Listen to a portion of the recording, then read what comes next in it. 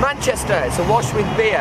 It's just been named the craft beer capital of the UK, but of course the beer heritage goes back much further than that, such as this place in Middleton, J.W. Lee's.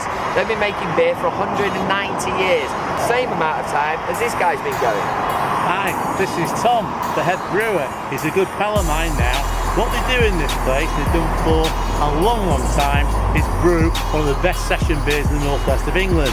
It's J.W. Lee's best bitter, and it really is. I love it. None of that beardy nonsense that you get, down at these trendy gaffs up the street, which will be here today and gone tomorrow. I'm talking necking kit.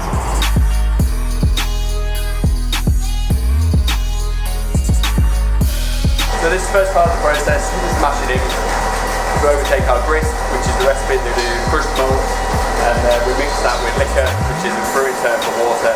Mix it in at 68 degrees, produce an overall temperature of 65, which is roughly the optimal temperature for enzyme breakdown and starches.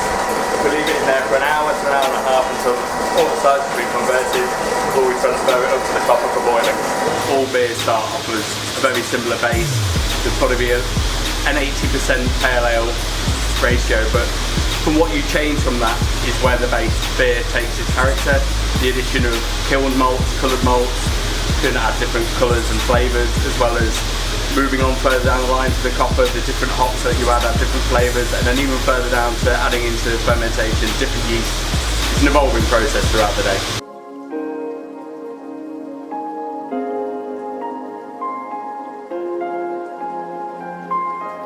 So I'm sitting here in our boardroom, which is famous for sitting in exactly the place that Bette Lynch was sitting in when she was offered the tenancy of the Rose Return Inn, Britain's most famous pub. We've been here in Middleton Junction since 1828. I joined the family business, like many people do, at the age of 14. I went to university, I used to work in advertising in London, and one of the key things that we say to anybody in the family is come work in the business, we're going to do something else for 5 years and bring something back to the family. We have a core selection of beers that we produce all the time, from our traditional bitter to MPA, our Manchester Pale Ale, through to a Golden Ale and a Stout. We can brew up to 400 brews barrels a day, which is roughly in the region of excess 100,000 pints at a time. I think the best investment that many people make buying their own home. It's something in Britain that we're particularly fond of. So whenever we make a few quid and we buy a few more pubs, the income from those on a recurring basis is probably worth a lot more than the quick buck in terms of selling out. Beer's really complicated, and I think at the moment that we're going through a period where there's a massive amount of choice and innovation. But ultimately, people go back to what do they like best. That's the big test. Can you drink 3 or 4 pints of it? Is it a sessionable beer or is it a sipping beer? You can say that's quite interesting. Drink half a pint and then move on to something else. This here is the original copper that John Lee's put in over 100 or so years ago. No longer in use, we've got a bit more modern technology there, but basically the idea of the copper is to boil the sweet wort, some sweet beer with the hops to give it its flavour before we cool it down and then transfer it to fermenter.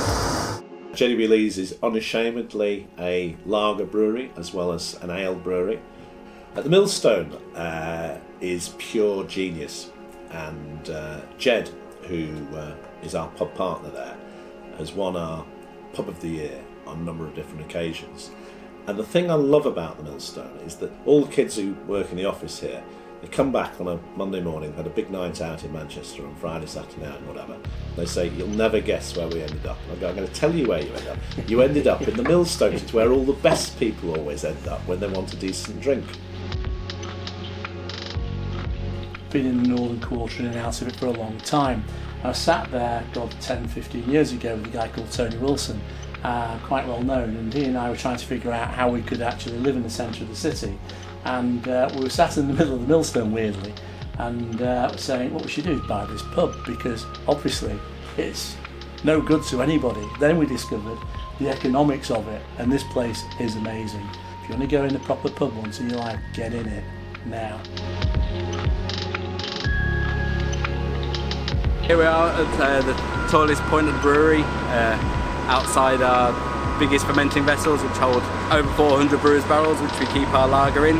If you look behind me, you can see all the sites. We've got Rochdale, Oldham, Manchester over there. It's a nice place to come and take time out from a busy brewing day.